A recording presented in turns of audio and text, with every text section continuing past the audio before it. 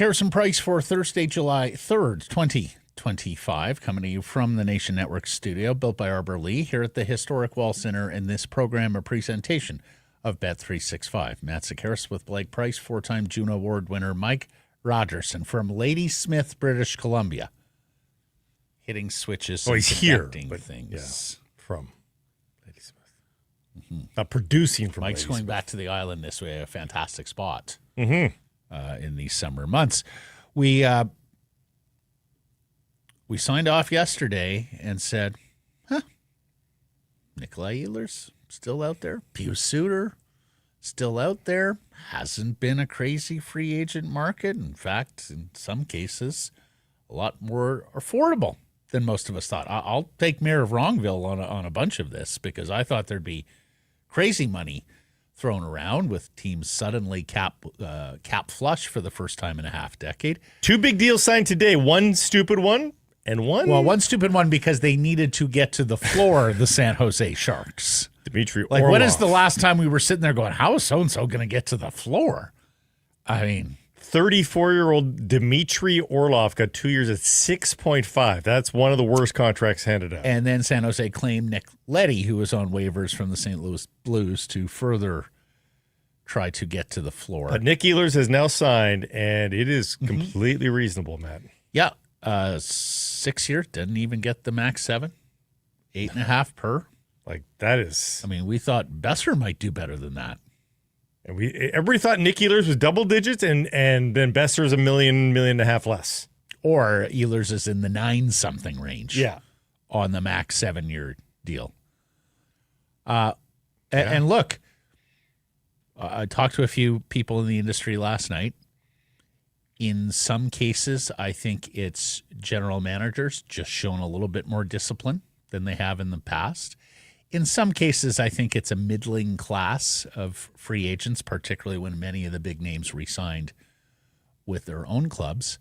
And I think in other cases, it's GMs and perhaps owners as well looking at it and going, that new CBA next year, the max term is coming down, signing bonus money is coming down. We're not going to see the huge LTIR overages that we saw in postseasons past because of the new rules. It's just a far friendlier and more cost-saving environment, I think, for them in free agency next year than it is this year. Because, look, there's two ways of looking at it. It was a middling free agent class, and so teams went about it appropriately, not overpaying or not overpaying as much as they had historically, given the quality or lack thereof of players.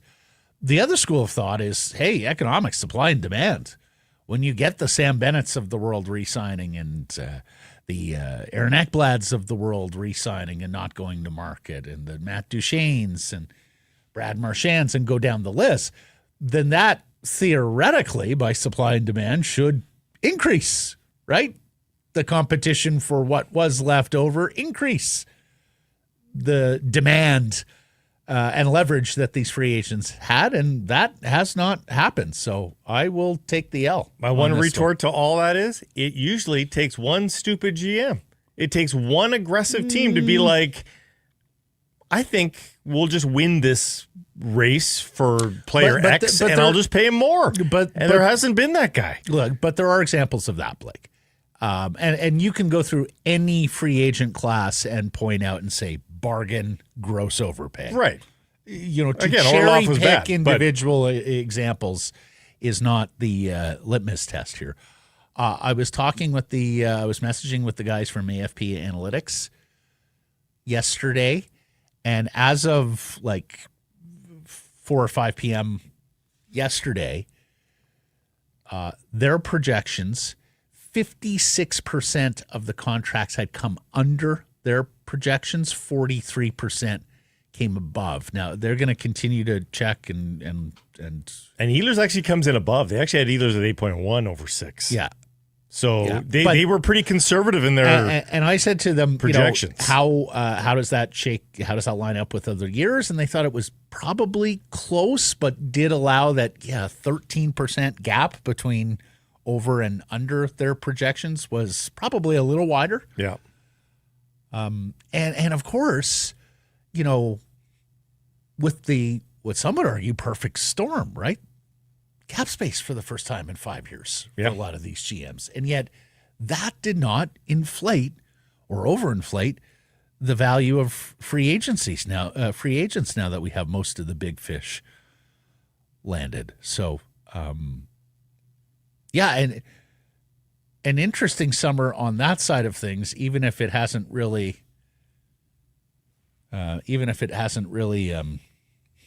met expectations in terms of crazy player movement.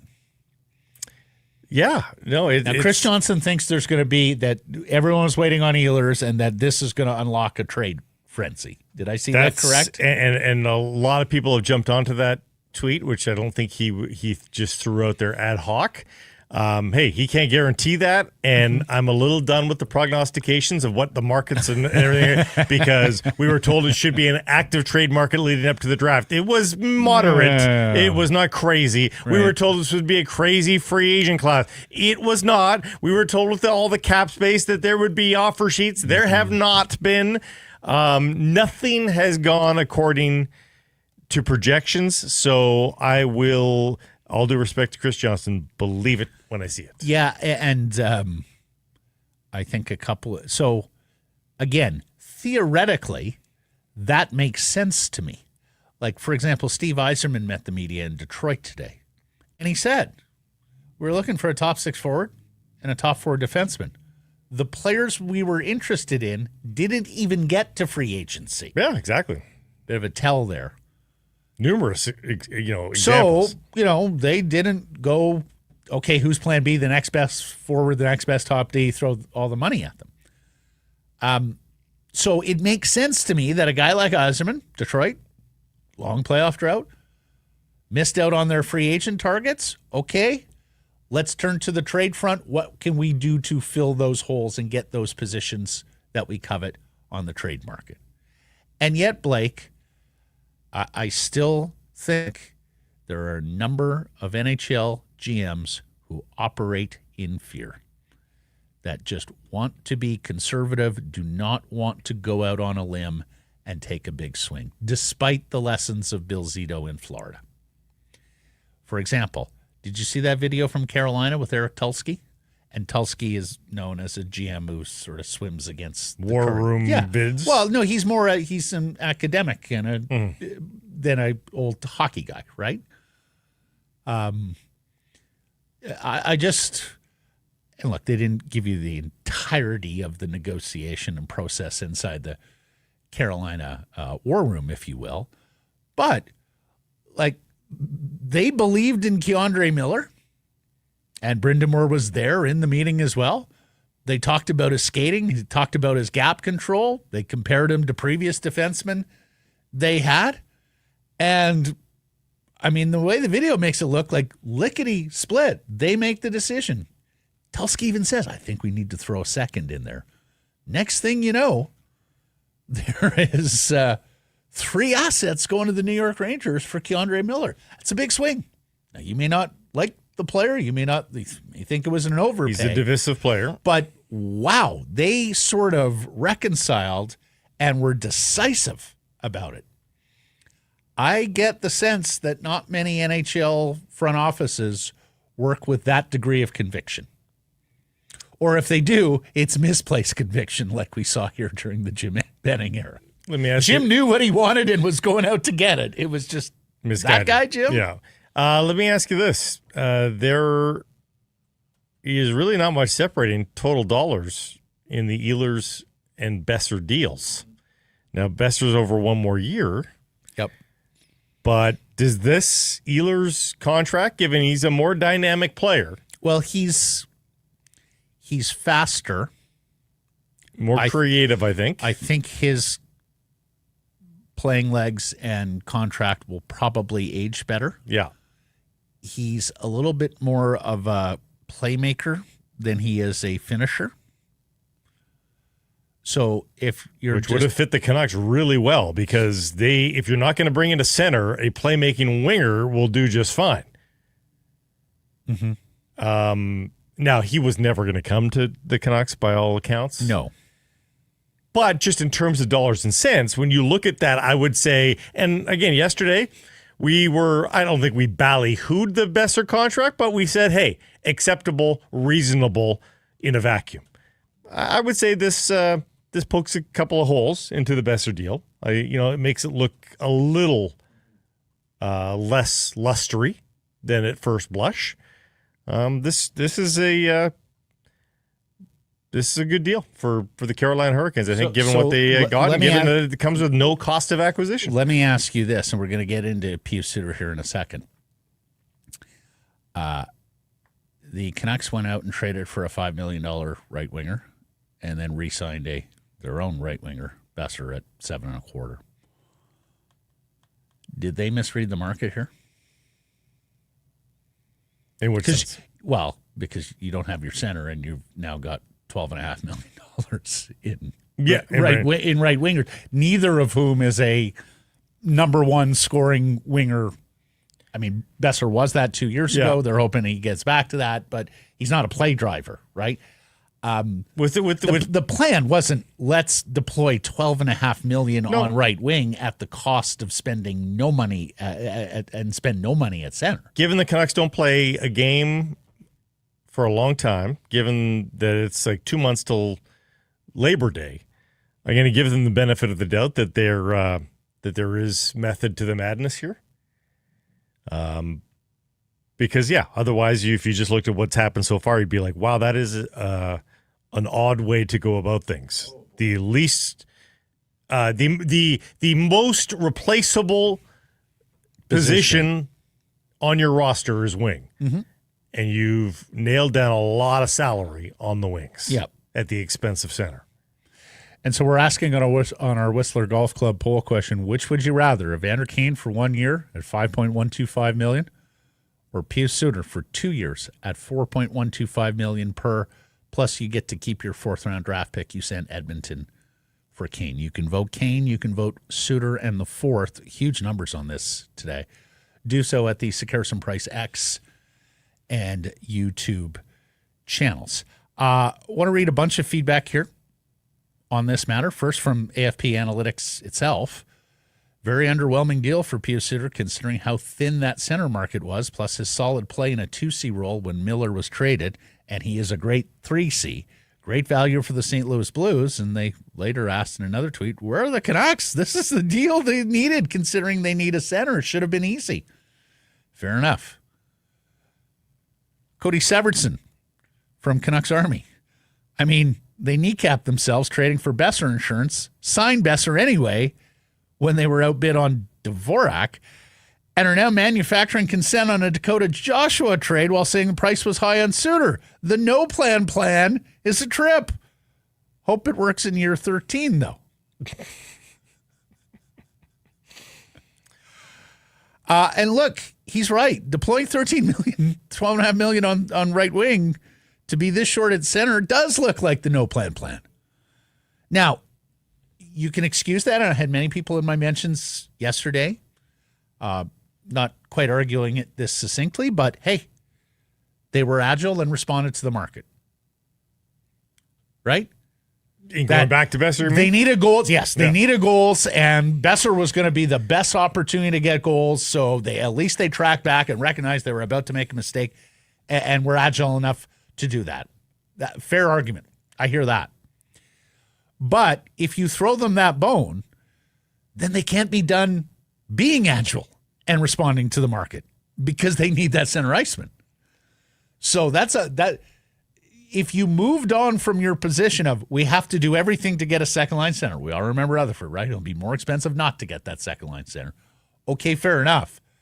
But as you just said, you're not done here. You can't possibly be done here. And now you've boxed yourself into a place where you've got to get creative because of the limited cap space available. I mean, there is a possibility that all of this was not, it wasn't, the Canucks are not in a position where they're dictating the offseason market, but they probably should have been ready for a number of scenarios, and there is a possibility that they were ready for this scenario, and they have a plan in place or ideas that they would like to act upon here in the next, 2 to 8 weeks. You have to hope that that's the case. If not, if we get to September the 12th, a week before prospects camp, and this is the forward group, then they are opening themselves up to a lot of criticism. I think they made the Kane move thinking Boeser was gone and recognizing there weren't a lot of great options top six wing-wise. Here's Chris Conte, and I'm using him just because prolific Canucks Twitter guy. But I see you, T. Fry, and everybody else who are in my mentions with Drew O'Connor, and Blake wants to run at this. They dropped $2.5 million on Drew O'Connor, but passed on a legit center at $4 million, despite the market being bone dry. Confusing to say the least. Okay, have your Drew O'Connor rant. Well, I'm gonna have some coffee. Drew O'Connor is acquired, and they treated him like they were acquiring a well sought after UFA to be winger with 20 goals on his resume. But they knew him from Pittsburgh, Blake. Yeah, great. Great. They knew him as a one-time double-digit scorer. One time. But Blake, he's fast, and they needed speed. And he's got size and all that. And that's why... And it was decent for the Canucks. Let's not... And that's why you pay him like you pay Teddy Beluga. Like, if that's what you need to do to extend him, you try to tantalize him with a $1.6 million deal over 2 years. Since when does a guy with 34 career goals get offered? That's in how many games? 241 games. So 3 full seasons almost on the button. Yeah. So meeting out as an 11-goal guy. He got 2.5 and a 12-team no-trade list over 2 years. With no trade protection. Well, only 12 teams. I mean, you can still, but why is that even a discussion? Why is it on the freaking table? If you're giving that guy no trade protection of any sort, it's a $1.5 million deal, not a 2.5. Now, this is compounded by the fact that you already have gentlemen by the name of Dakota Joshua and Nils Höglander who are grossly overpaid for what they are giving you based on last season's production. 2 years ago, they're very fairly paid. Last year, grossly. So, without knowing what any of these three guys are giving you, you are talking about almost $9 million being devoted to those three guys. And there is a real possibility they combine for 25 goals next year. Like that is not off the table. So again, like if we've learned anything in the cap era, flat cap certainly, but even in the cap era period, you do not overpay on your third and your fourth line. Especially a team that has playoff aspirations, and don't laugh, but they do. Like you cannot be overpaying for guys that aren't contributing, and that's what the Canucks have got right now at the very least. But Drew O'Connor's on this team in September. They just signed the guy. Now Höglander or Joshua, who knows? And maybe that's exactly who is on the way out. But we saw players like Joshua and Höglander readily traded in the weeks leading up to the draft for the 6th, the 4th round, the 5th round pick, just to get cap space. Like, why the Canucks weren't in on that, I don't know. So I'll answer the poll, and it's Suter, and to me it's a no-brainer. As I tweeted, younger, cheaper, healthier, more term, plays center, and kills penalties. Now, I got a lot of people disagreeing with me in the mentions, and I'm always up for the debate. In reply, Carlos says to me, slower, softer, smaller, more term, lower ceiling. Again, I think term is a plus when you get them at that rate and at this age, but okay. Lower ceiling, okay, maybe. I mean, Evander's 34 now, but could Evander have just a unbelievable year and a walk year and a contract year to get one more NHL contract? Yeah, okay. Many seem to be citing Evander's physicality. And it's funny because, like, our respondents on polls were 3-1 against Evander Kane, and I would bet it's way less than that now. People have talked themselves into loving Evander Kane in this move. It's still good. It's a local boy. He's big. He's tough. He's physical. He's just a little airborne. Now he's ours. And people citing his physicality and that he gets under the skin of opponents and is hard to play against. Here's the thing. The Canucks may not have had that profile at Evander's size, but they have that profile in Kiefer Sherwood. I mean, he set an NHL record last year for hits. Yeah. And hits don't correlate with winning hockey games. Teams and players that have huge totals of hits, it's often because they don't have the puck. Yep. Puck possession, more important than hits and physicality. In fact, taking hits and still maintaining puck possession or the zone is more important than throwing hits. Oh, Kiefer Sherwood's a great example of the Drew O'Connor problem. Like, they had the same, like... That's a beautiful contract. A 1.5? Right. With no trade protection whatsoever. It's beautiful. And he came into the Canucks organization with 24 goals in 189 games or something like that. Like, it's basically the same rate as Drew O'Connor. Yeah. Speed, size. You know, like, it's pretty, like, they're not the same player. We're going to give them the benefit of the doubt that they are individuals. But really, the same profile of player. One guy got 1.5, one guy got 2.5 in trade protection. Because you knew him from Pittsburgh and you traded for him. Don't get it. Yeah, well, and quickly, too. Like, he had a very nice debut here, don't get me wrong. And he was a good player for the Canucks. I'm not going to dispute that in the least. But you were very anxious to re-sign him and Marcus Pettersson. Like, you had time, you chose not to use it. And for those that are saying, guys, that's $1 million, or Blake, that's $1 million. Yeah, but all these little things, death by 1,000 cuts, add up to Pius Suter. You know, like. Well, and that's the other thing, because, and I've had some audience members and followers come at me and say, Matt, didn't you support the Evander Kane acquisition? Yeah, I did. Now, this sheds new light. This is now context I have to consider, and I'm not a person who, when presented with new information, stays rooted in that position because I can't admit I was wrong or modify my take. Here's the thing. Yeah, I supported the Evander Kane acquisition because I felt at the time, and still do to some degree, the Canucks needed to take some low-cost big swings.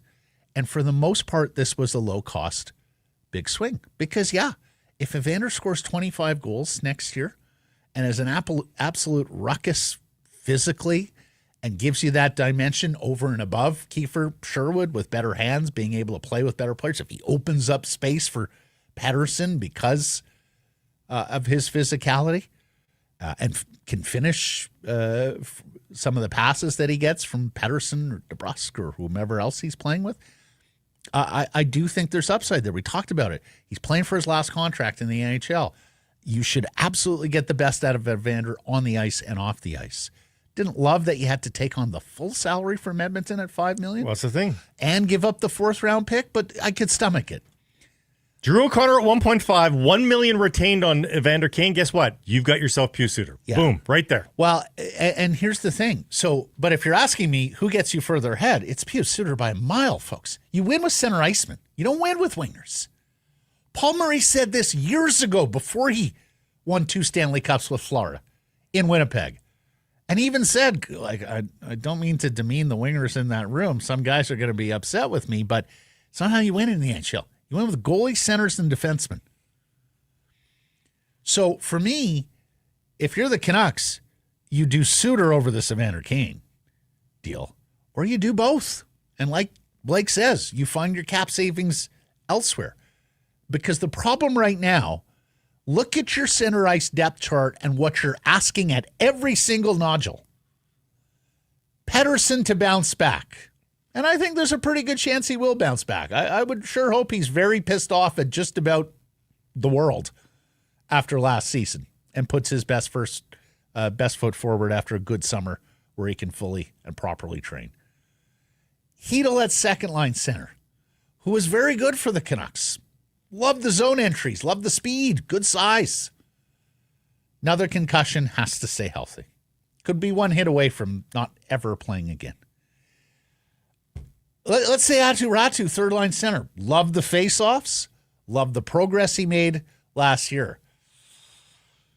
Your third line center has to match up with some first line centers. I'm sorry, but I still don't feel that confident that I want Räty matching up against the Jack Eichels and Connor McDavids and Leon Draisaitl's in this division. And then Teddy Blueger at fourth line center.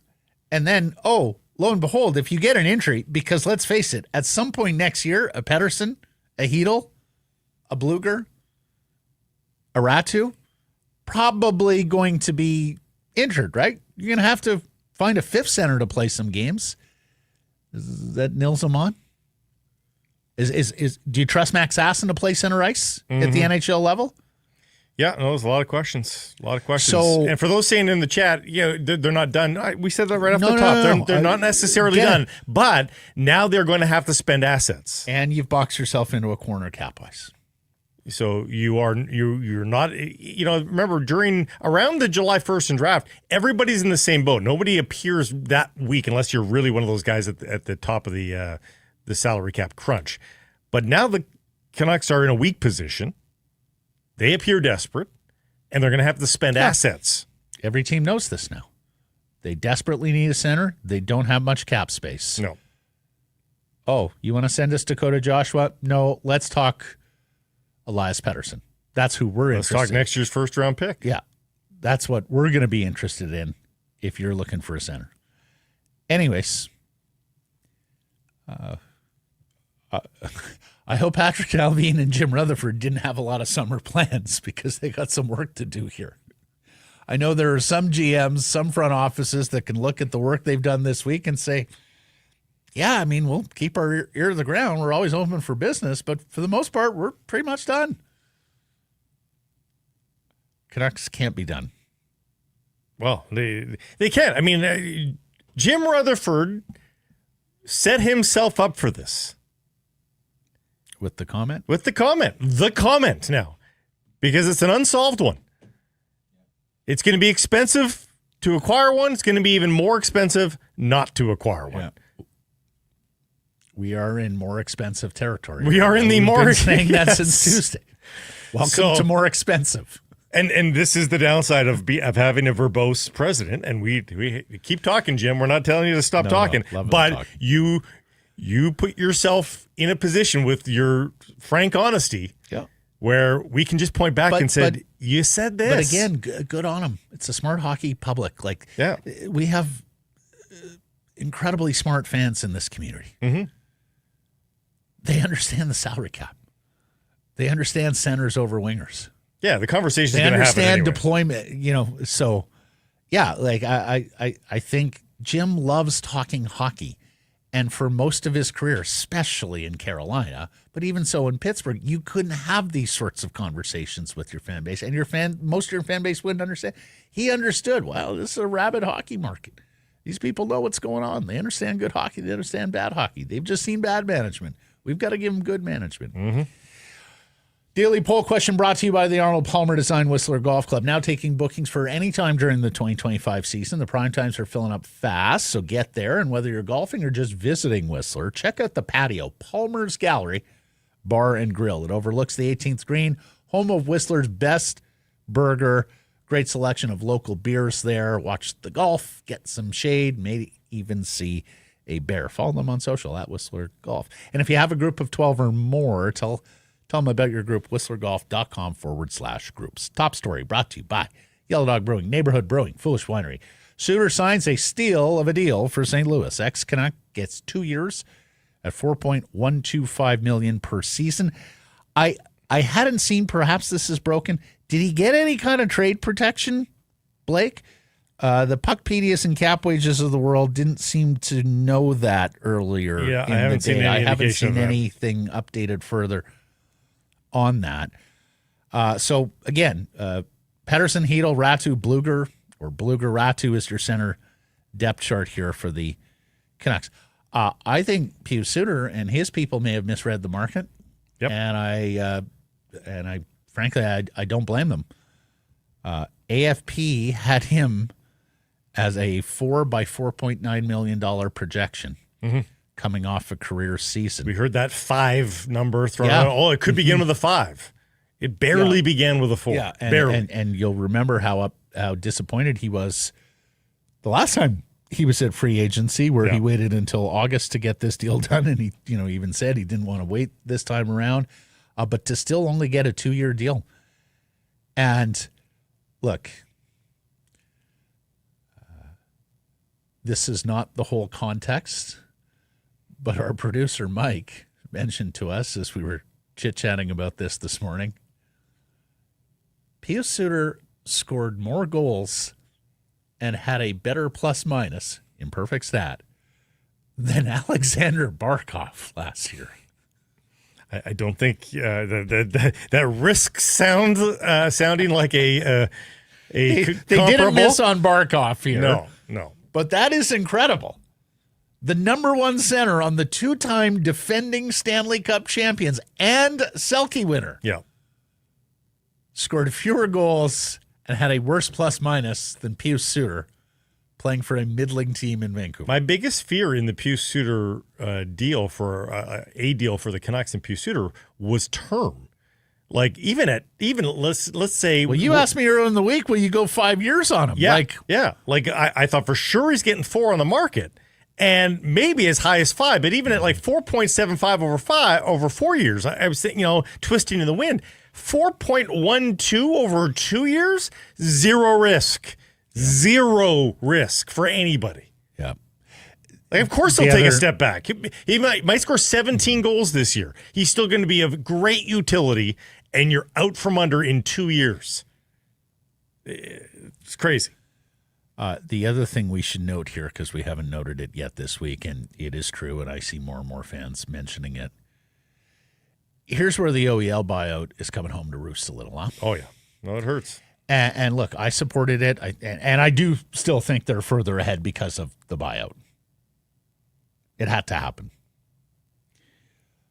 But you're on the hook at 4.7 this year for OEL. Same as next year's same. Mm-hmm. That extra $5 million in cap space would come in awfully handy here. Yeah, it's going to feel like an absolute lottery win when it dips back down to 2.1 in 27-28. Yeah. But how do you survive? Hey, but if the Minnesota Wild could have survived, money you can't trade, right? No, the Minnesota Wild survived with 2 of these around their neck and bigger freights, playing $14 million shy. So they were able to be a competitive, almost good team. You know what they did? They hired Judd Brackett, and they decided we're going to draft and develop our own players because they come cheaply, and if it means we miss the playoffs next year, so be it. That's not how the Vancouver Canucks operate. And Marco Rossi was also missing for a whole year because of long COVID. Like, I mean, they didn't even get to use some of that young draft capital for a little bit.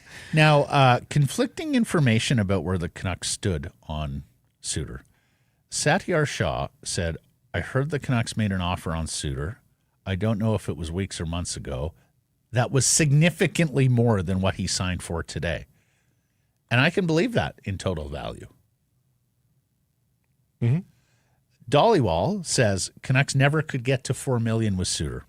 Believe Suter was willing to give the Canucks a discount. He really liked Vancouver. Whoa. You're telling me he was willing to give you a discount? You don't circle back?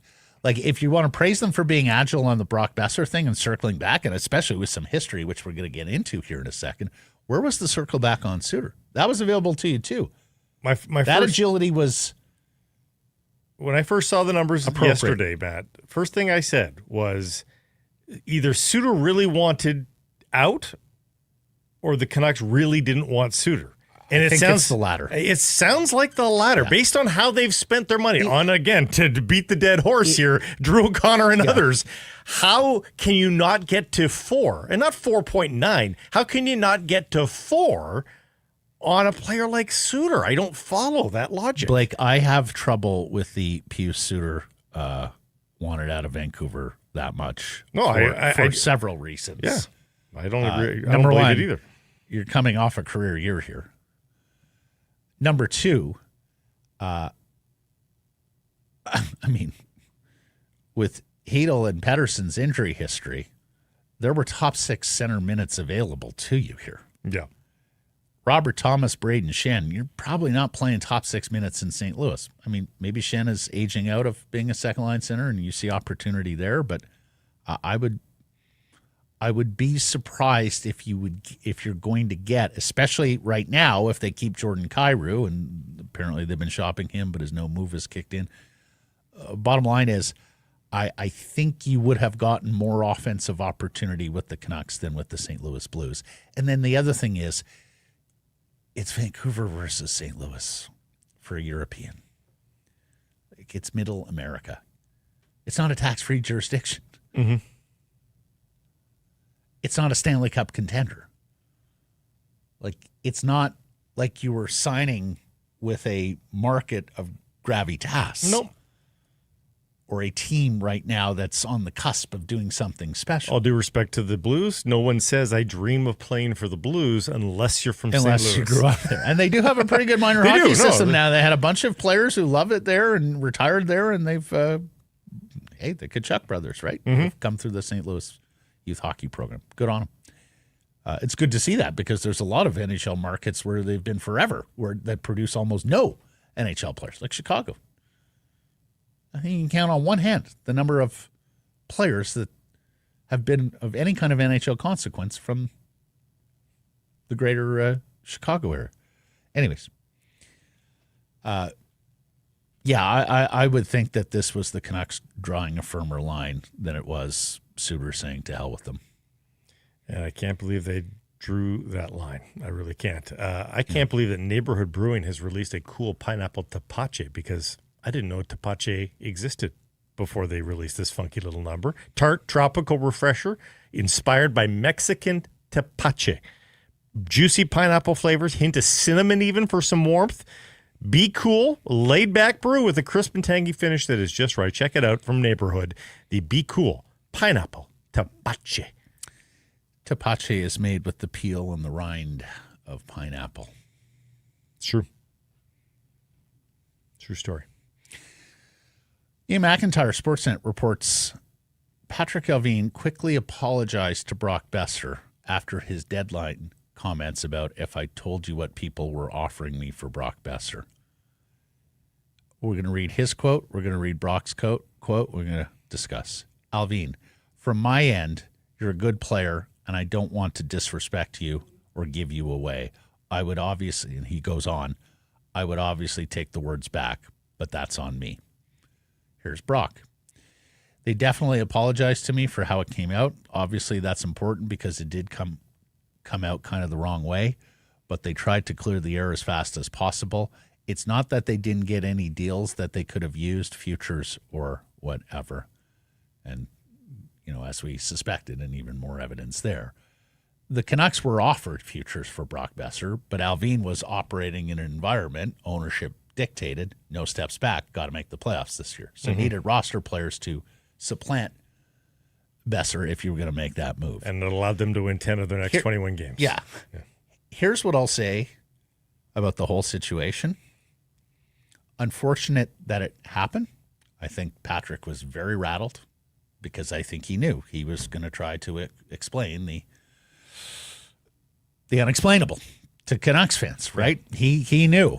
Look, there's no out. There's not a lot of great outs here for me because we were trying to serve two masters. We're trying to make the playoffs because that's what ownership wants, but we're also trying to get something for our assets, our UFAs. Tap-in situation normally to trade a guy away like that. Yeah, yes. And not to mention Allvin's history. He had been talking about the trade deadline as a deadline for a contract extension with Boeser all year, and then he got Aquilini. And I think for the first time he realized, oh, okay, I'm not the boss here. I don't get to make all the calls. And the downside is from ownership is it completely tarnishes the brand and this management group. It makes them look heartless, tone deaf, all of that. When in the back channels, guess what happened? Well, it contributed to it, but Alvin has to own his words, Blake. No, but he did own his words. Mm-hmm. Like, why wouldn't Patrick Alvin had come out in a subsequent interview, probably a short time later on the home radio, and say, by the way, I screwed up. I have apologized to Brock Boeser. I made it sound a lot more bleak than it was, yada, yada, yada. Then, otherwise, Matt, how often do we reference that and say, how did that tarnish their relationship? It's just bad PR. It's just horrific PR. If that apology happens immediately, and by all accounts it does, it did. Yeah, make it right publicly as well. And I think you gain a lot of respect. Instead, for 3+ months, people are citing that comment about Boeser. When you actually did the right thing in the back channels. Yeah. Like, it's ridiculous. Yeah, but here's what I'll say, big picture, point final. Good on both men. Yes. Like, this is how the fucking Miller-Pettersson situation should have been resolved. Two adults taking responsibility, accountability, having a civil conversation where one says, I was in the wrong. I apologize. I hope you can forgive me and we can move forward. And the other one says, that's very big of you. Yes, I do forgive you. Appreciate you making the gesture and reaching out. Let's move forward clean slate. And imagine two adults in the room working out a difference. Wow. And imagine in the wake of Miller v. Pettersson, having that play out publicly, it would have given you the indication of, okay, train back on tracks here a little bit. Right. Adults are in the room. Right. They aren't going. Yeah. It feels like the train is now into the wilderness, headed towards the cliff. Like, give some respect to your fan base. It's ridiculous. Yeah. Anyways, well resolved. Glad we're finally finding out about it. And Brock's just a quality person. Mm-hmm. So particularly good on Brock for taking that punch and having to deal with all the other shit that was going on between friends of his in that room. And still having the feels that he has and expressed yesterday for this city and for this crest and for this fan base. Good on Brock. David Pinota's of the fourth period is reporting that Marco Rossi's agent is now looking at a sign-in trade to get him out of Minnesota. So I guess it sounds like one of the things that may have been tamping down interest in the player is having to get him signed to a contract, although they've been pretty transparent. They're looking for 7x7. I wouldn't have thought that's a huge issue, but yeah, I guess if there is a deal to be made in Minnesota, which they absolutely should, is willing to sign Rossi and then make the move and move him to another club, fair enough. Here's perhaps the more interesting thing from Pinota. Says he's curious about Mason McTavish's future. Mentioned this on Toronto radio. His stance in Anaheim, you started to hear a little bit of noise. He wasn't overly thrilled with the fact his role might diminish, so maybe that leads to some trade discussions. Of course, the Anaheim Ducks, and the Anaheim Ducks are kind of like nouveau riche. The ownership group there, the Samuelis, have never really wanted to spend to the cap, and in fact, in many years, even contending years, spent shy of the cap. Do you remember some of those years where we're like, why isn't Bob Murray making this move or this? Mm-hmm. We've got such a great team. Wasn't allowed to spend. But the ownership group has come out and said, we're spending the cap. We're done being an afterthought. We want to be competitive. So they go out and sign Michael Granlund and give him 7/3, if I'm not mistaken. And now McTavish is looking around going, oh, am I the third line center in Anaheim now? A young player. Was he third overall pick in the draft? Just 22. Just 22, baby. Yeah. Big boy, too. Of course, Leo Carlson likely to be the first-line center there. And they've got Granlund now, too. Third pick in the draft, 2021. 6 foot, 215. Of course, made that world-class play for the Canadian World Juniors to win the gold medal. You remember him taking the puck out of the air to save the game-winning goal, if you will? They have Ryan Strome there, too, and added Ryan Peeling in the Trevor Seekers trade. So they have some depth at center ice. 52-point year last year, over 20 goals for the first time. So, it's a nice season already. He's an RFA. The AFP projection there is a bridge deal just shy at $4 million per, or a 6 by $6.7 million. So, look, for the Canucks, this is a very big deal in terms of trade cost to begin with. Like, this is absolutely a Wielander or a DPD, I think. Mm-hmm. And then, of course, you got to fit the salary, which could be difficult as well. Do you offer sheet? You'd have to be the upper reaches of the second round. And you need your pick back. Well, no, the second round pick, they don't have their second round pick? Is that correct? I thought you were telling me they needed to make a trade. They don't. No, they've got their second round pick for next year, so they're fine. They don't have their third though. Yeah, I know. Second round pick, you can go to $4.6 million. So if you did a few years at $4.6 million, is that enough to scare off Anaheim? Well, Anaheim is rocking $30 million in cap space. But if they don't want to pay that money, no, they have the space. They just have to know that they are spending that money, though. That's the thing. Anyways, I know a number of Canucks fans have mentioned his name and said, forget about Rossi, let's go get McTavish. Going to be difficult. But RFAs that remain unsigned, Rossi, McTavish, Gabe Vilardi in Winnipeg. Yep. That's an interesting player. Now, he's by no means a classic carry the puck, control play, set up teammates, and score your own fair share of goals. He's not a great skater. He's really a short area scorer, but a big one at 6'3", 215 and a right shot. Now, Winnipeg doesn't tend to let these players go. They do such a great job of drafting and developing. Either they trade them or the player wants out at a given time, and Winnipeg moves on at that point. But he's 27 goals last year.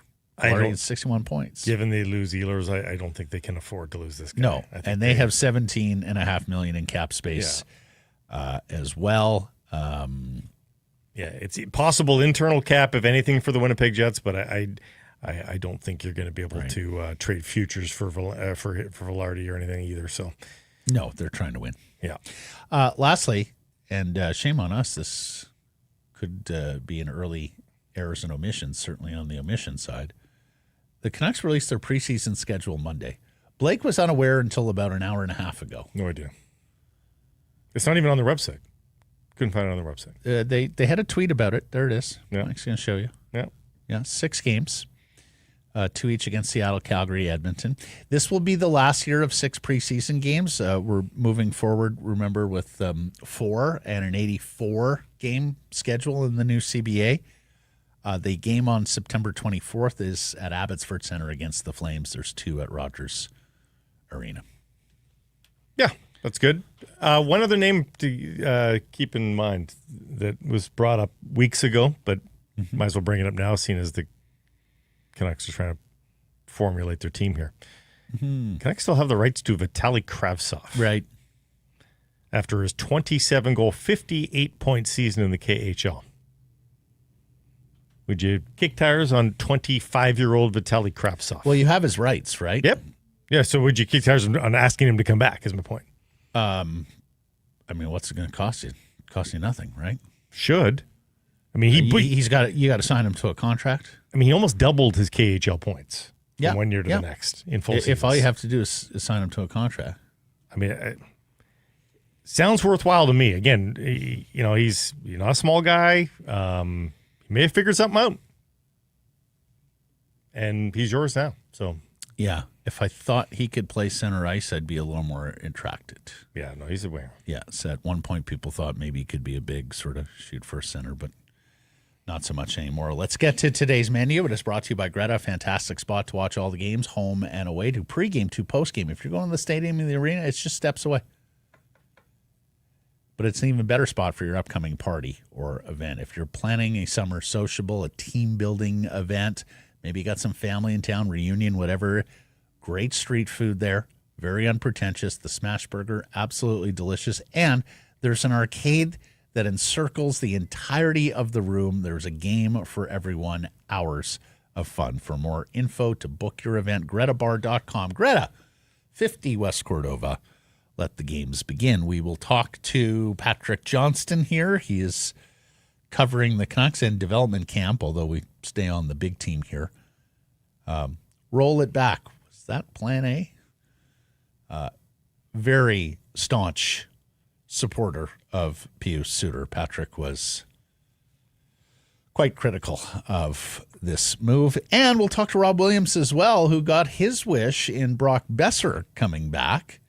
I felt he didn't have a lot of company week after week post-trade deadline, where he was standing for them to re-sign Brock Boeser. And sure enough, he's also a fan of the Evander Kane deal. So we'll talk to Rob about all of that later in the program. Get to Canadian soccer with a terrible loss last night. Whitecaps coming up tomorrow. Lions coming up Saturday. Bad day for Canada at Wimbledon. All of it coming up on today's Sick Harrison Price. Time now for our Bet365 bets of the day, Blake. And we got a win yesterday with the Blue Jays. Mm-hmm. Now, Chris Bassett is coming off. He got absolutely lit up at Fenway last week. And they have won 3 of the first 4 here. Yeah, they are due for a loss here. I just can't bring myself. You can't do it? A 4-game sweep of the Yankees to take sole possession Selfish. of first place. Selfish. I'm still getting the value. There's still the plus side of the ledger, plus 110, because you know all that money comes in on the Yankees. Give me the Blue Jays. This is also complete the sweep. This is also tantalizing. And hey, we just gave you a quick, we can tell you the Whitecaps are still pretty decimated. It's they lose more players this week even. They do get one back in Jaden Nelson. But they are heavily on the plus side at plus 175 to get a road win against maybe the worst team in the league. Could be one of the worst teams in MLS history by the end of the season. Surely they can still pull this off. They have 1 win. LA has 1 win in 20 matches. Plus 175? I know they're decimated, but I think they can do this. I'm taking that all day long. They have 1 win in 20. How are they favored? No, they're not favored. The draw is favored. Oh, sorry. Yes, the draw. Whatever your bet, it's never ordinary at Bet365. Download the app, get in on the game. Use code NATION when doing so. Must be 19 or older. Please play responsibly. Patrick Johnston coming up next.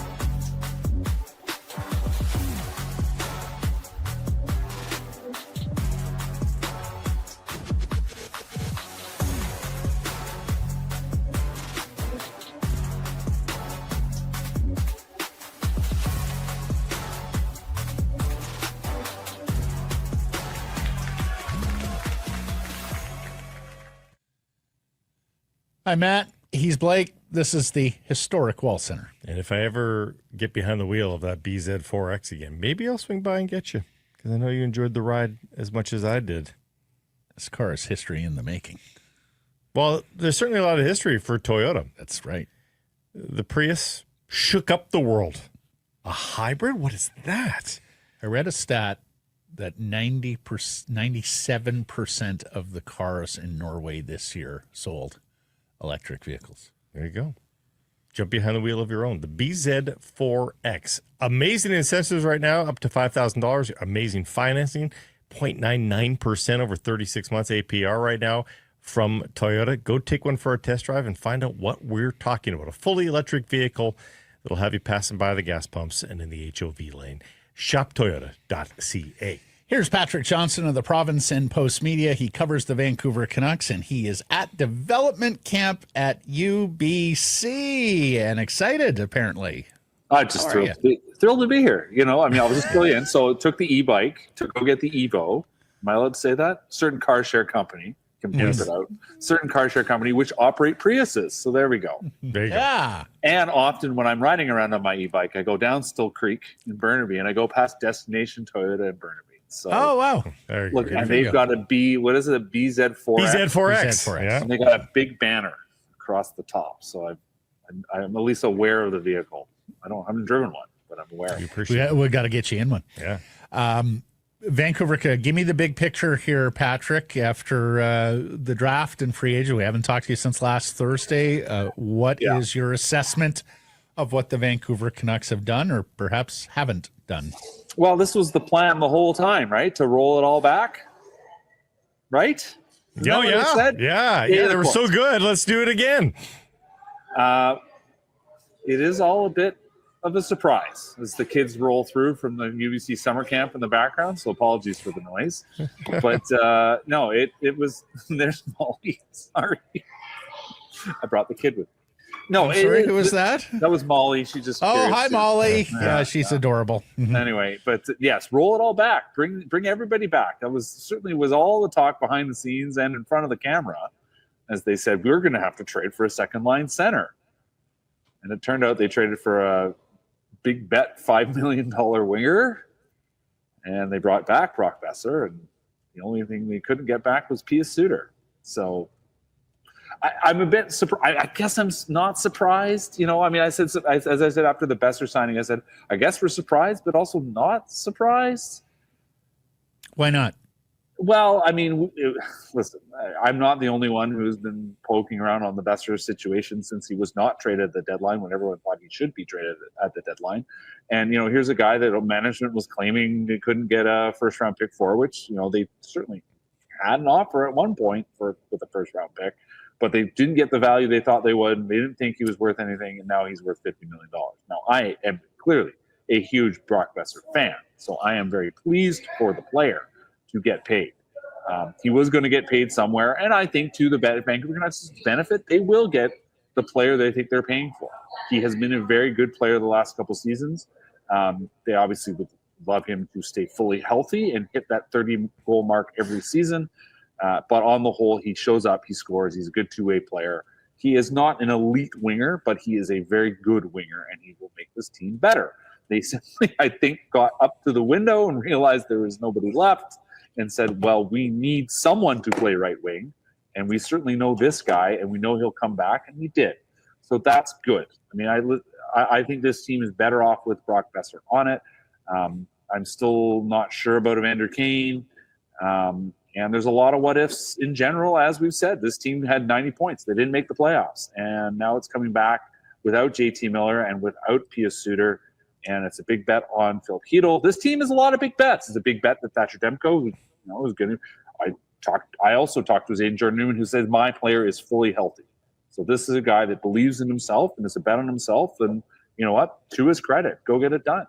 But it is a bit of a Jim Rutherford situation from 2 years ago where Jim went and said, we need a lot of things, probably everything, to go right.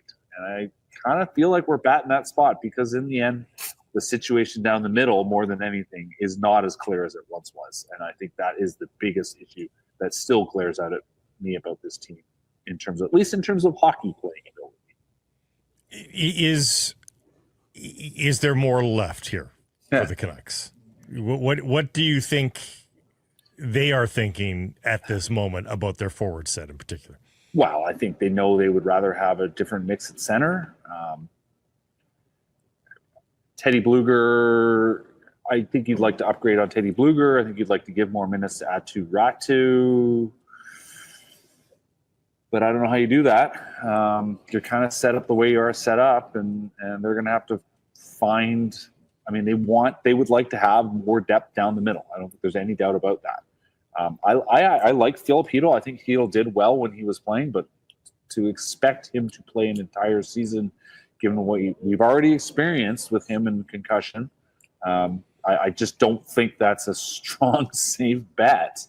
And all of a sudden, who's your second line center, right? Like, you'd rather have him filling in or someone, if you had Pius Suter, that's not terrible.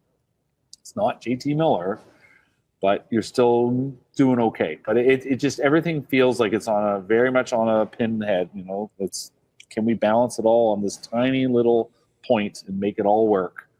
And if we're really good at it, maybe it will. But it just feels to me like one of those ones where, yes, they absolutely need more, but I just am not sure how they're going to do it. I mean, I suppose they could still trade Tom Wielander or Elias Pettersson or Jonathan Lekkerimäki. I just don't know if that's bringing back a second line center. The theory is that once Ehlers decides that the Ehlers signing precipitates trade season again here in the NHL. Do you buy that? Knows what's up. I guess. I mean, I don't think.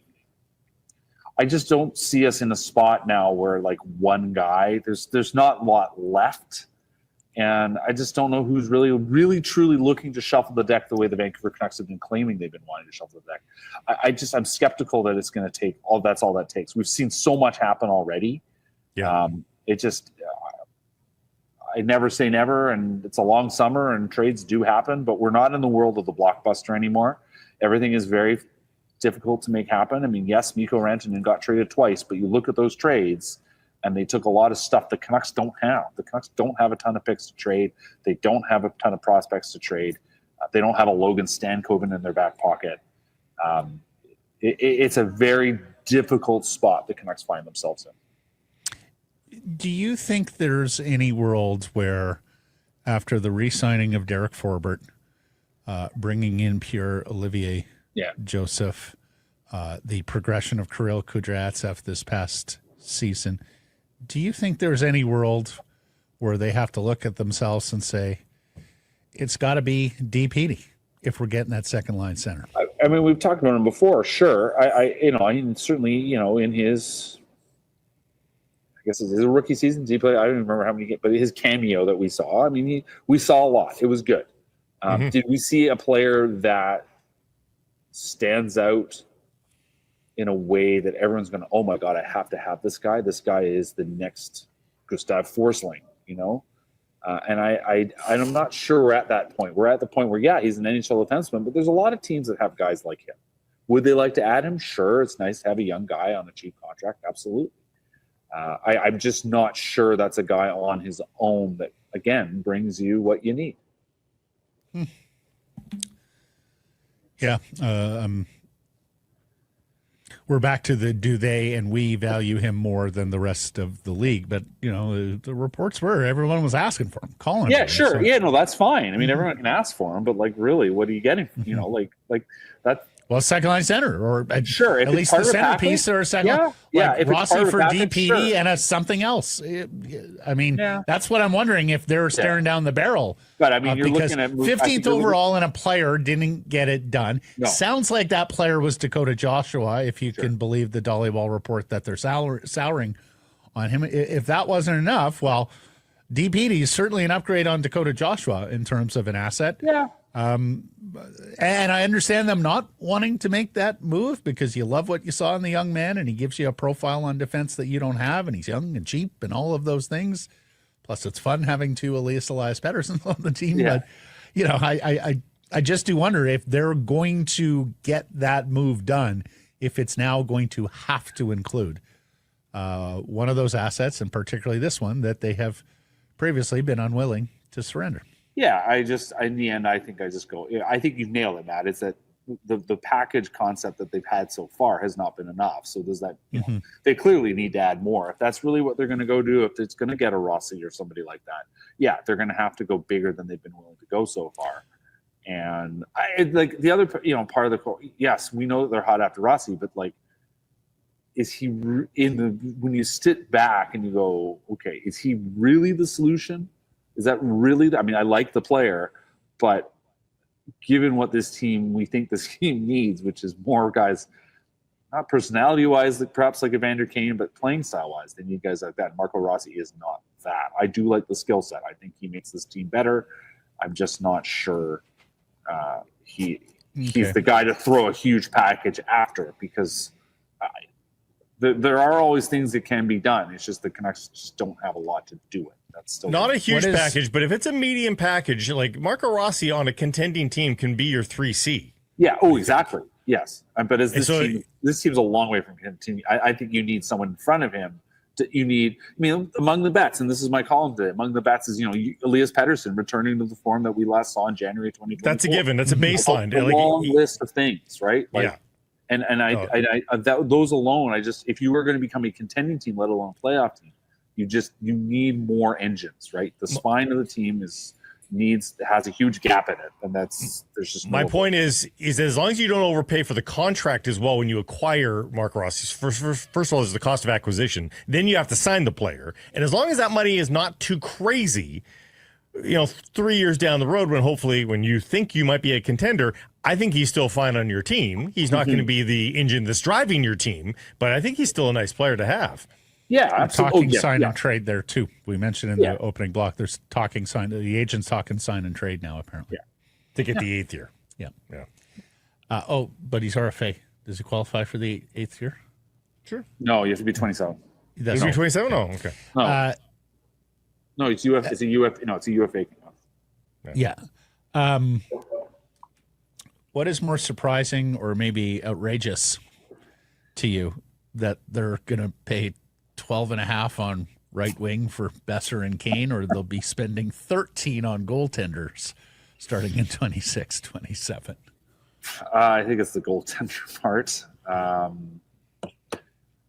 The more and more it goes back looking at extending Kevin Lankinen. Kevin Lankinen was fine, and he was having a really good season when they cut the deal, and he kind of came back to earth a little bit. And he's a fine NHL goalie. There is no doubt about that. And let's recognize this. And I said this on Blue Sky.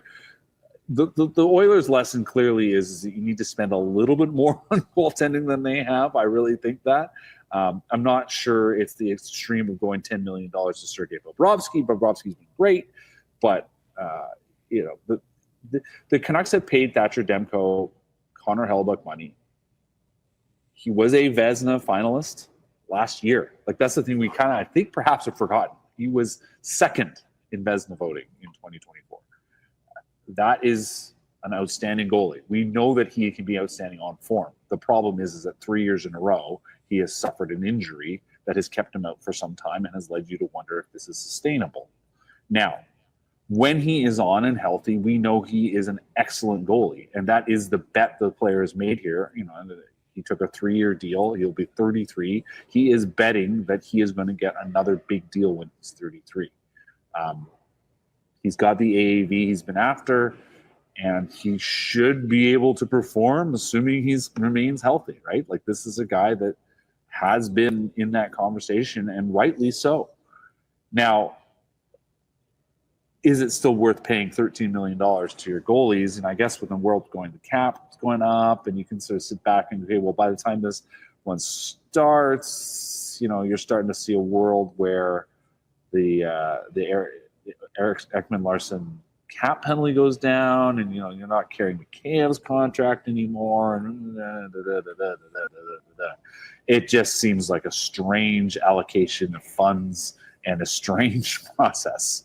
Because Charlie Lindgren signed for less. As far as I know, he does not live in a low-tax state. He just signed for less. And this is a team that I have to eat my hat a little bit here. A couple months ago, I think I said there are no goalies coming. There are clearly goalies coming. And I don't mean Archer Shilov. Nikita Kolopilo, they clearly believe him. Ty Young had a good year. This Medvedev kid, I think I'm saying it now, is going to be the goalie of the future, right? That everything that's been said about this kid. And the talent he has, and the sort of baseline he has established himself, and he's only 17. And the confidence, he's confidence, kid. Everything has riz. Everything's there. So, you can sort of see the succession plan is that one of these two guys is going to be in their contract, and Medvedev's going to be the other goalie. But it does come back to Demko needing to perform and Lankinen being. Lankinen, when he has not been had to lean on, he was fine. That was the story of the season. He was a pretty good goalie when they didn't have to lean on him. As soon as he started having to make multiple, 4 or 5 starts in a row, that's when he started hitting the wall. And on the whole, on the season, that probably added up as well. So who would name the goaltender forward team? That's my concern. Is hey, you're not upset that you have good goaltending. Yeah. Who's the team in the NHL that is goaltender forward? That's their calling card. That's their mode to winning. There's nobody. The understanding is you need to build a strong defense core in front of that plays smartly in front of the goalie, gives the goalie enough time to see the puck.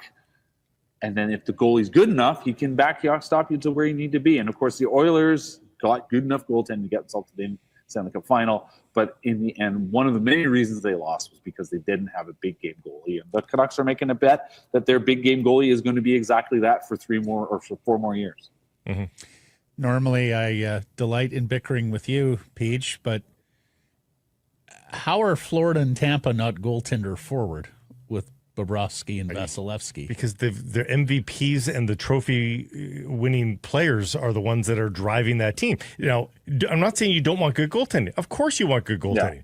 But gone are the days where Patrick Waugh drags a team where Pekka Rinne drags an otherwise non-playoff team to the play, exactly. Roberto Luongo. That's how you're defining it. Yeah, show me a goaltender that pulled an ugly duckling team to the Stanley Cup final. No playoffs, just even to the playoffs. Like there's no Jean-Sébastien Giguère. Those teams don't exist anymore. Like you want a good goalie. Yeah, but Dominic Hasek. Smythe, but okay, all right. No, in the playoffs it can be different. Matt, no, listen, your point is reasonable that you need a good goalie. That's the point. But you don't have to have a goalie that's everything. And like, name the backup goalie in Florida or Tampa. Like, that's kind of the point, is that they've churned through guys behind their number one. Right. And the Canucks have locked in on two. Because they have two of the best in the world.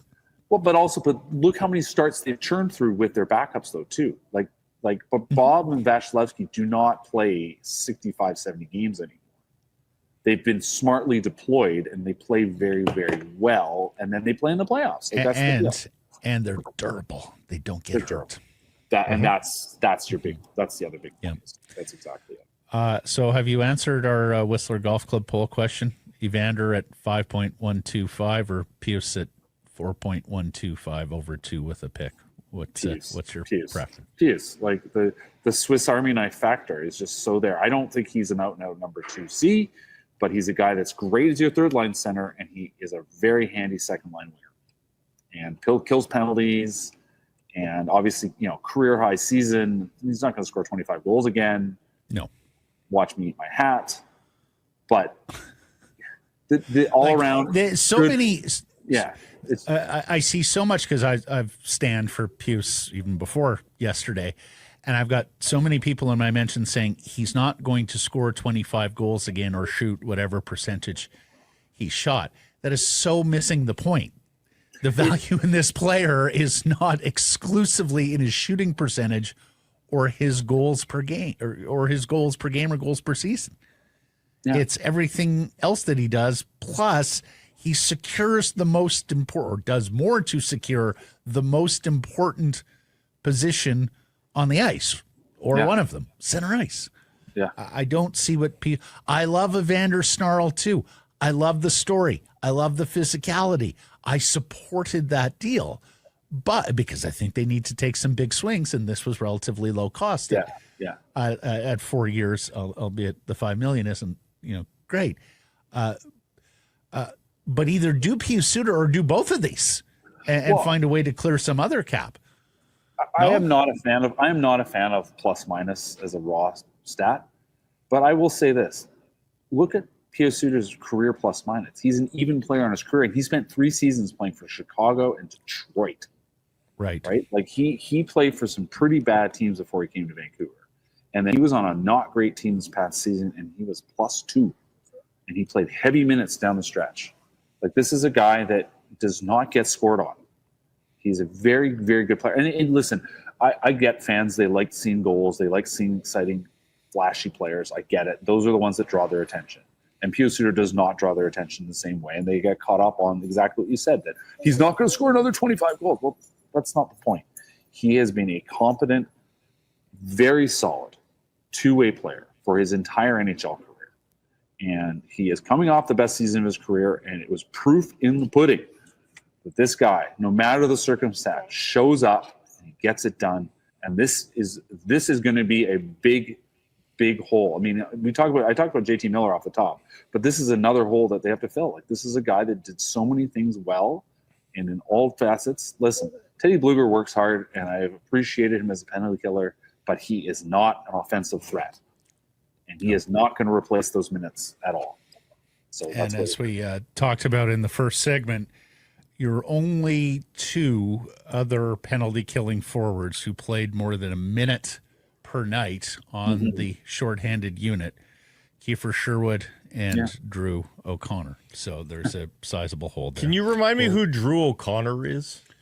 Yeah, Blake is $2.5 million. What is a Drew O'Connor? He's fast. Drew O'Connor is a guy that came up early in a discussion with Jim Rutherford when Jim still answered my calls. Jim's a Pittsburgh guy. Drew's a Pittsburgh guy. We were talking about finding guys, in college free agents and building them into a little bit more than they'd been. And he was a big fan of Drew O'Connor. So it was not a surprise when he was brought into the Vancouver Canucks, nor was it a surprise that they signed him to an extension as quickly as they did. And I really like Drew O'Connor. I enjoy watching him play. But at the same time, he should be down the list. He should be down the roster. And, is he worth $2.5 million? Well, I mean, everything, it's called inflation, I guess, Blake. But, I mean, like, Pius Suter's a smidge above that. Like, it just doesn't make any sense. Part, I mean, as soon as I saw what he went for, I was like, and, again, James, Shirley James was all over the tax aspect. And, listen, even then, what you would need to sign for would be 4.8, I think. And, like, I'm fine with Pius Suter with that. Like, I really think I think people undersell the value of this player. And St. Louis has gotten a great player. I think we get too focused on the counting stats and we don't focus enough on everything else. And Pius Suter, to me, is worth that. And so the Canucks couldn't snag him whichever direction you want to take, whether it's his choice or their choice. You can draw your own conclusions.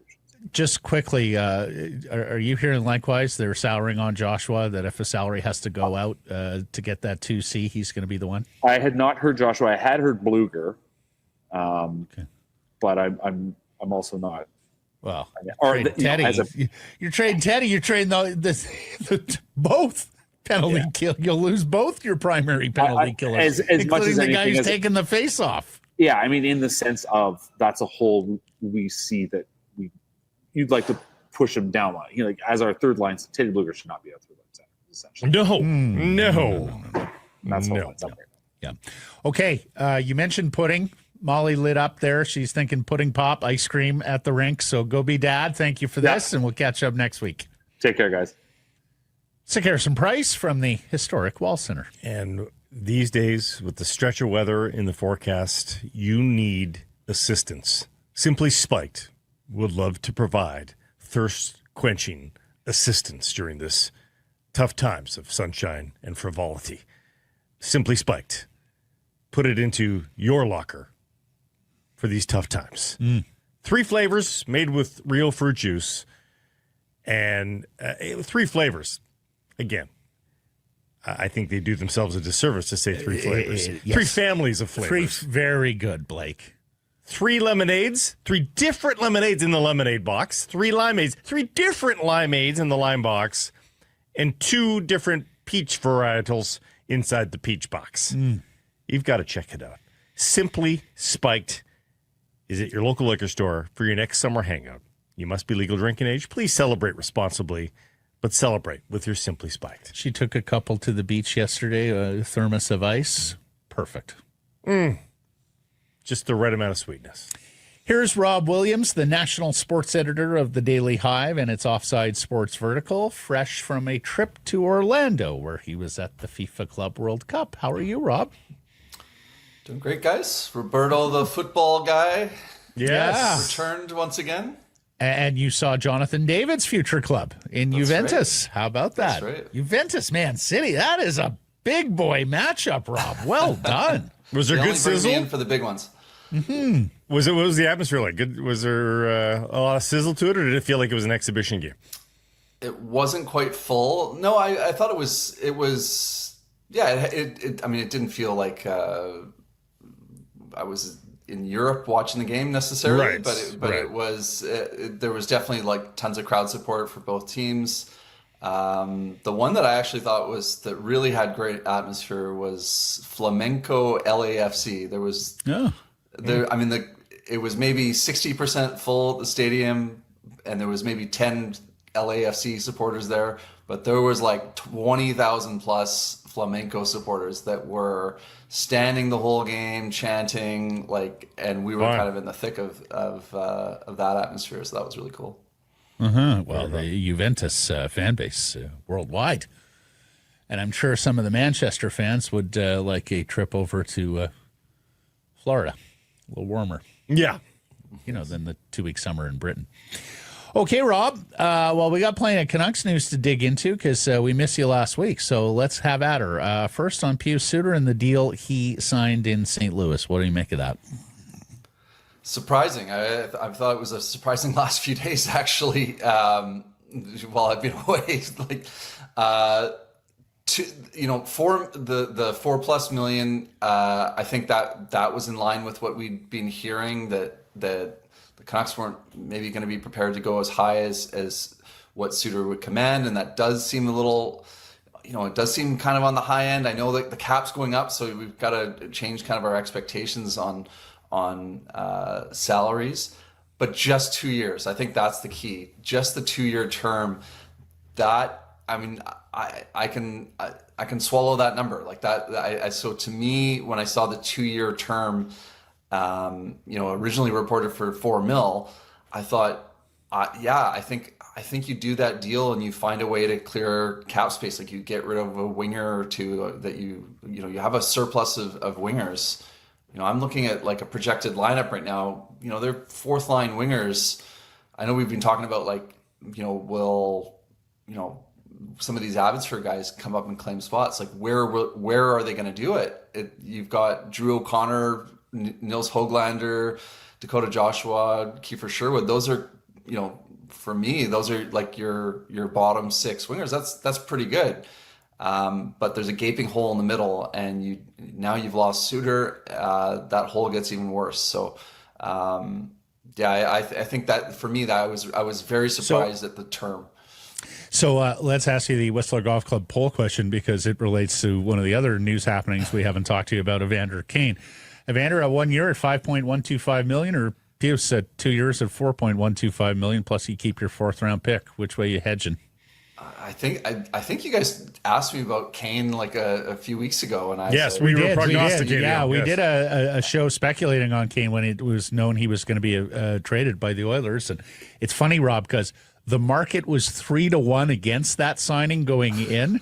Since it's happened and since Evander's okay. He's a lot more. It's the damnedest thing. Funny how that happens. Huh? You can talk yourself into things, right? Like, It's like what's going to work out. It's like the morning of the first day of the season. You start going, you know what? Yeah, if this breaks their way, that breaks their way. You start looking on the other side. And look, I think that there's a chance that this could work out. You got him for 1 year. Kane, I know people focused on how he played in the Cup final, took a lot of bad penalties. Prior to that, I mean, he was having an excellent playoffs. Like he was doing, and he's the type of player that on the ice does things that the Canucks need, right? Like physicality, experience, brings some swagger to the shit rink. Disturbing, yes. All of that, it can score goals, great. But you've just, you're trying to be drama free, and you've just brought in Mr. Drama. Like, what are you doing? Like that. For me, Kane, as I said before, Kane is a guy that the best fit for him is you bring him into an already established dressing room with strong leadership, and he just slots in like he did in Edmonton. He can't run the show, like McDavid and Draisaitl, they run the room in Edmonton, and you fall into place, even for guys like Kane, even for guys like Corey Perry and the rest, right? So I think that's the best spot for a guy like Kane. Is Vancouver the right spot? has he grown up in Edmonton as some have said? I guess we're going to find out. But that's one I wouldn't have risked it. I think it can work. It might work. So is that your vote? Yeah. Kane over Suter? Well, No, I wouldn't. Because I think you've got this. I guess I understand the thinking, because you don't want to just run it back. You want to bring someone in. If you bring in Kane, it can work. Like, there's a bit of a boom bust opportunity there. Mm-hmm. So it's I think a calculated risk on the part of the Canucks. But I mean, I guess it remains to be seen. Like, I mean, I wouldn't have touched Kane. So I have to vote Suter. With that said, I don't view Suter as a credible second line center. I mean, I think he's a third line center, but he brings enough intangibles to the table that I think that's a valuable player, especially for, you overpay for him, I think, by going over $4 million, but not by much. And you get him on a 2-year deal.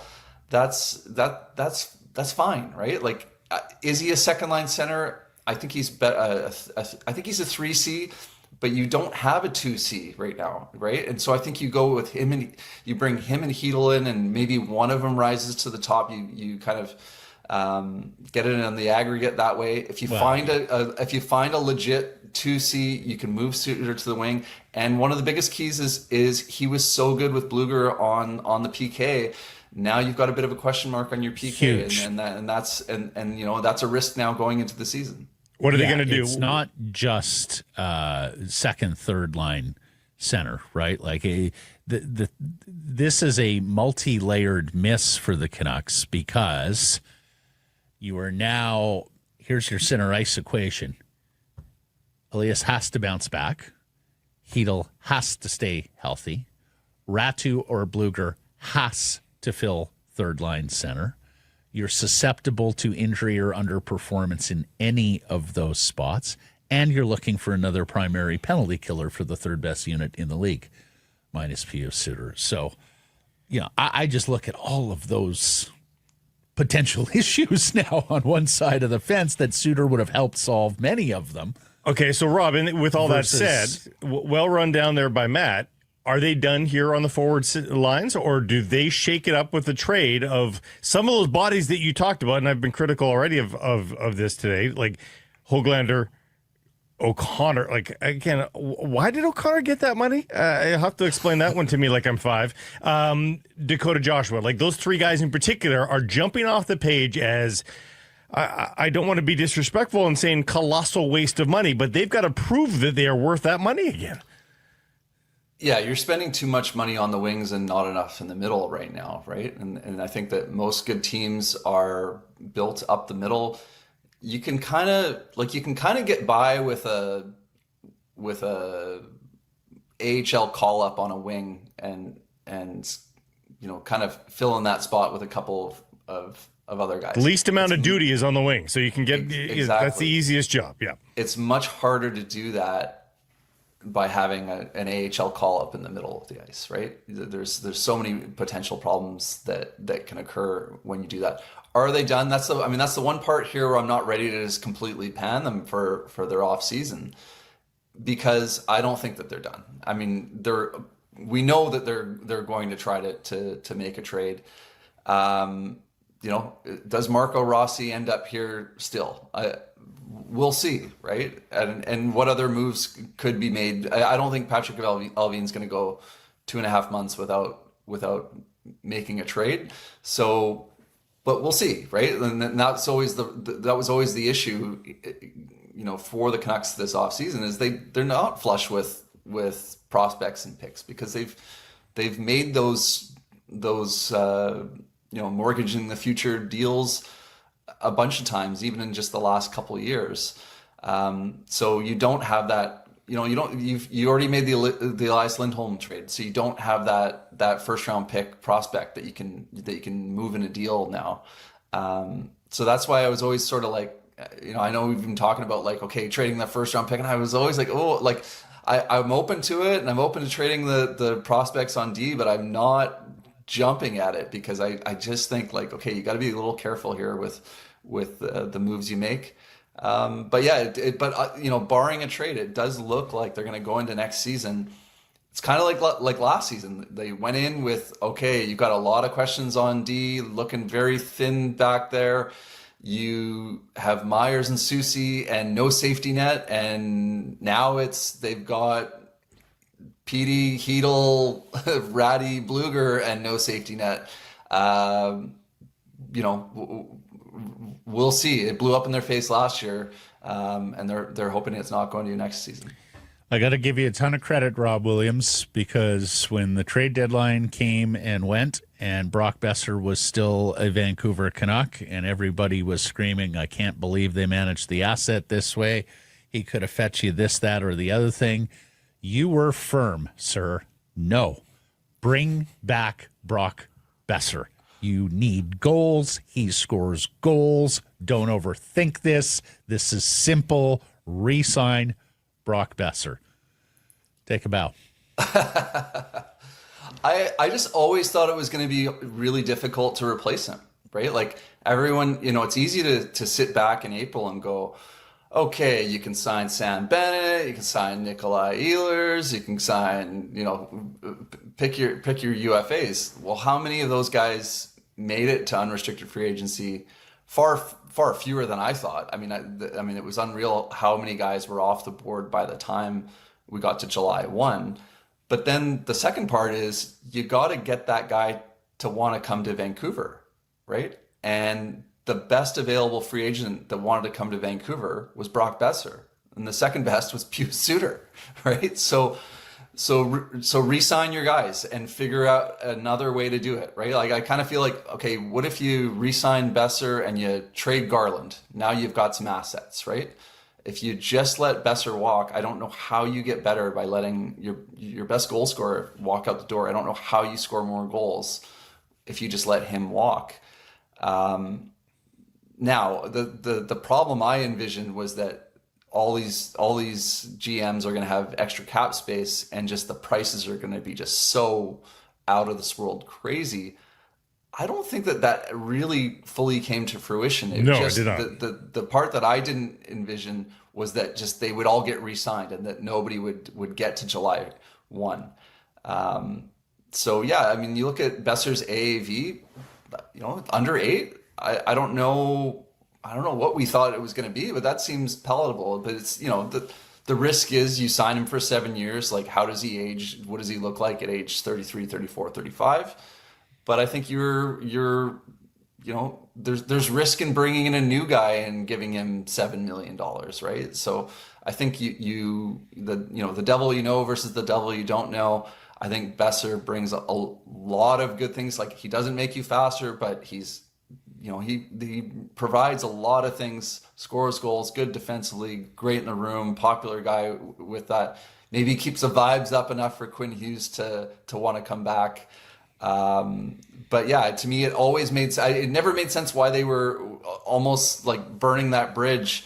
And they're lucky that Boeser, wasn't just so insulted and said, screw you guys, and I'm heading out. I think a lot of other players would have been that way, and they would have been too late to bring him back. But Boeser just clearly, he wanted to be in Vancouver, so they lucked out. Yep. Is it reasonable to suggest they're a playoff team? Or en route to being a playoff team, even if you reserve judgment because you think there's one more move coming? Is it reasonable to suggest they will be a playoff team? I don't know if I'd put the house on it or anything like that, but I think there's definitely a path to them being a playoff team. You look at how many things went wrong for them last year. Will that happen again this year? Elias Pettersson was a third line center for them last year. That's how he performed. Does he come back to being a credible first line center as he has been throughout most of his career? I think he does. I think they're banking on PD bouncing back. I mean, this franchise needs him to bounce back. So I think he will. So that right there is a huge upgrade over last season. Thatcher Demko, I mean, that was the most injury-riddled, disappointing season of his career. He doesn't even have to be a Vezina goalie for you to improve dramatically. He just needs to be, a credible starting goalie, top 15 in the league kind of thing. And that's a huge improvement right there as well. So those two moves, their defense is improved. They're strong on the wings. They're hoping in the middle. I think they it's not a great spot to have a question mark in center ice, but I think that you've got a lot of things there. And I haven't even mentioned the PD Miller drama being a thing of the past now. All of those things put together, you can see a path for them. They didn't miss the playoffs by that much last season. I think there's definitely a chance they could make it. I consider them a bubble team. I think they'd be right on the bubble to make the playoffs. I think that is absolutely fair. And as we've talked about here for the last 48 hours, Rob, that can't be the aspiration, right? If you want to look at it, as Blake said, crawl before you walk before you run. Fair enough. But of course, if they're walking this year, they were running a couple of years ago. And eventually you do actually have to have an eye towards winning the big prize and building your team accordingly, as opposed to what can we do to patch the dam and get to the playoffs. You want to stay on your feet every year, and they haven't been able to do that. There you go. Yes. Very well put, based on your analogy. Great to have you back. Thank you for this. Until next week. Good to be back. Thanks, guys. Sick Harrison Price from the historic Wall Center. Extend your game night with a staycation in Vancouver. Downtown, book your Sick Harrison Price exclusive rate right here at the Wall. Call 604-331-1000. Tell them we sent you. Some blackout dates supply based on availability. Vancouver Canadians win 7-3 over Everett. Gage Stanifer pitches 4 perfect innings before surrendering his only hit of the night in the 5th. He throws 5 1/3, gives up 4 base runners, strikes out 9. His first win with the Seas. He was the 3rd pitching prospect called up from Dunedin, alongside the far more ballyhooed Trey Savage, who's already graduated to Double-A, Cal Steven, who we had on the show yesterday. He's making a name for himself. 5-2, 2.05 ERA. He's averaging 15 strikeouts per 9 innings. So good on him. Series finale tonight at the Nat with post-game fireworks. Bit of an odd series because usually you play 6-game sets at home. They're just picking up and they're moving down to Everett for the weekend. So get your tickets. Get to the game tonight. I'll be there. 604-872-5232 or CanadiansBaseball.com. And then there's the parent club, Blake Price. Wow. The Blue Jays score 7 in the first, lead 8-0. Somehow find themselves in a 9-9 tie with the Yankees after Aaron Judge hits a no-doubt home run. Boy, is he fun.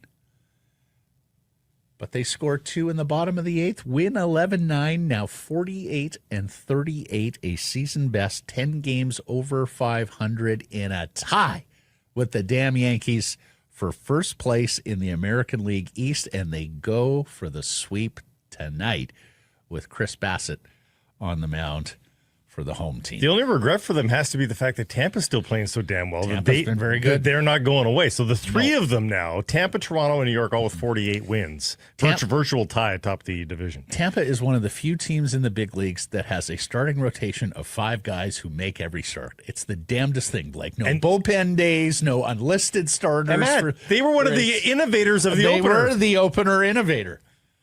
Blake and I were driving around Kamloops at BC Lions camp one year, listening to satellite radio and hearing hosts trying to wrap their brain around, what is Tampa doing?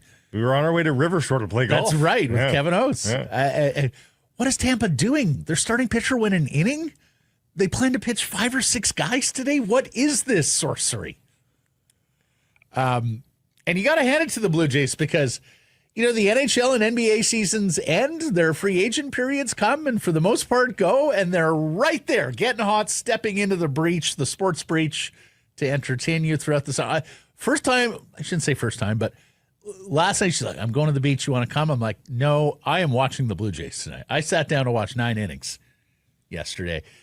Mariners, where Cal Raleigh becomes the first Seattle player to start for the American League in the All-Star game since D.H. Nelson Cruz 10 years ago. Vladdy going to start at first base. I saw a criticism. Somebody in Seattle was saying, but this is the least all-starry looking all-star lineup he can remember. Somehow, some way, not a very Javier Baez, who's a mid player having a mid-year, is starting for the American League in the outfield. I have no idea. I mean, other than fan voting. Huh? Very odd.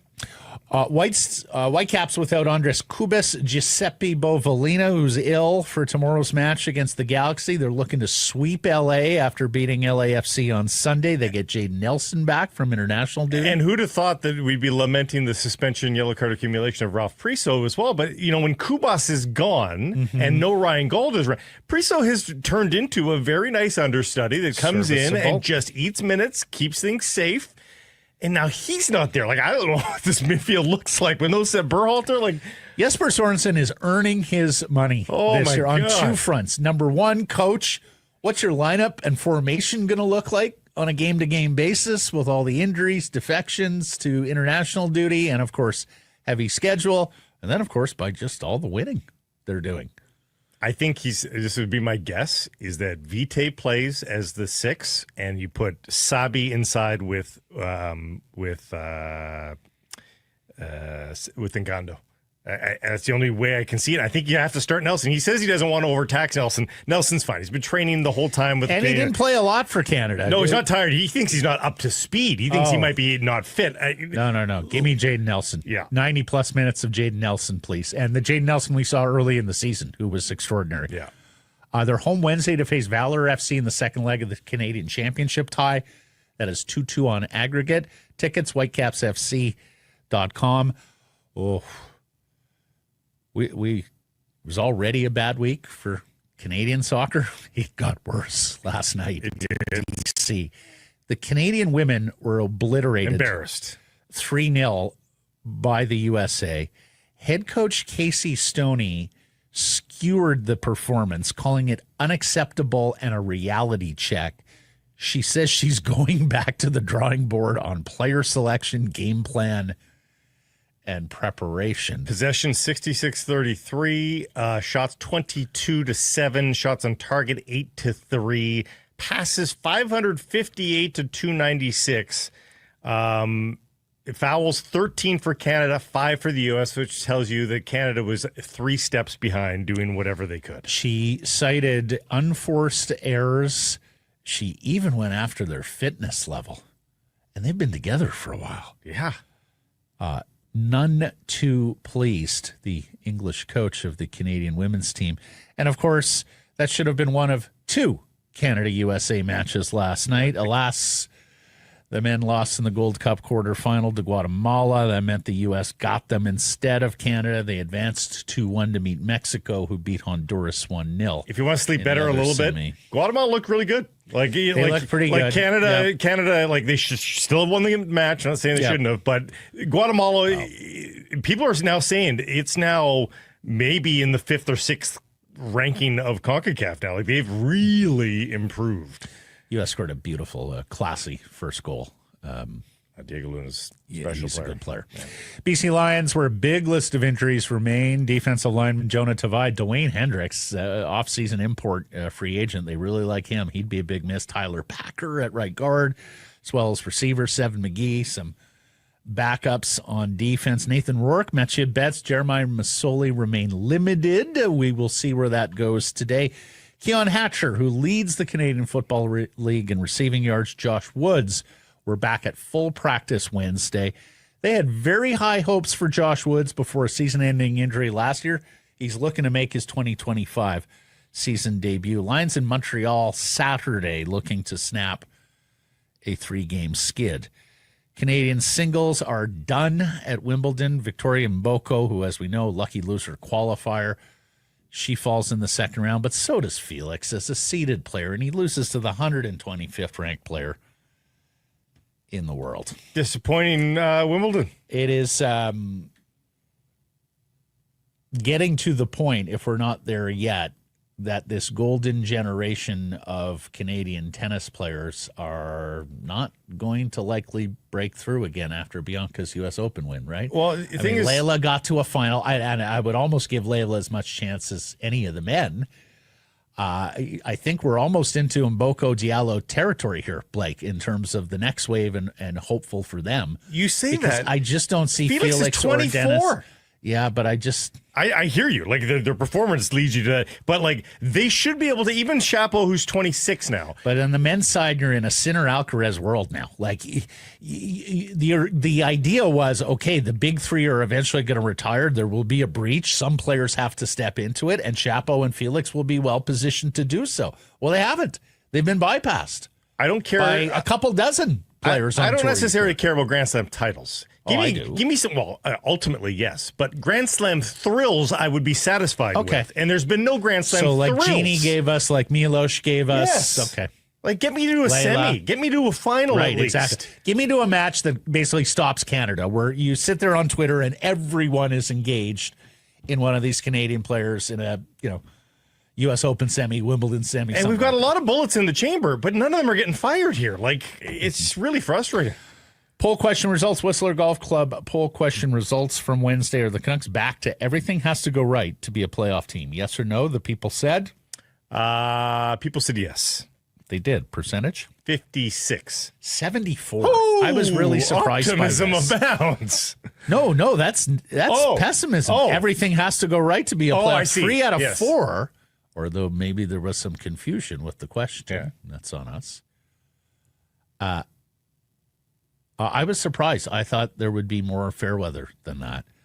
Michael says, no, they can be a playoff team if everything doesn't go wrong like last season. I see what you did there, Michael. Steve, when you're an everything has to go right team, you're just setting your fan base up for trauma. At this point, it's been a decade of nonstop trauma.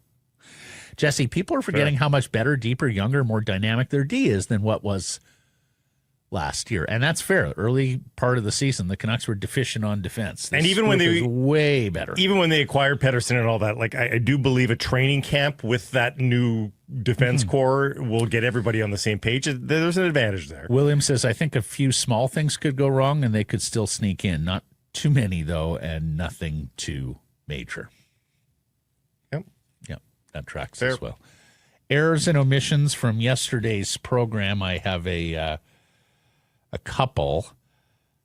You asked when were the Jays' last 10 games over 500? It was just 2 years ago. And I was talking about how many seeds had fallen at Wimbledon on the men's side of the draw. It's 13 seeds of the 32 fell in round 1 that equaled a Wimbledon record. Women's side, not much better. And Paul Bettany, not Chris Bettany. Corrected that in the moment, but I'm beating myself up. He's a good actor. I like him. I should have known his name. Thanks for joining us, everybody. Appreciate you spending some time and connecting with the program. Please do subscribe to all our assorted channels, YouTube, and wherever you get your podcast. Follow on social. That's X, Insta, Facebook, TikTok, YouTube, and Blue Sky Live on many of those platforms, noon Pacific time. And, of course, support the community sponsors you hear us talking about and keep it local.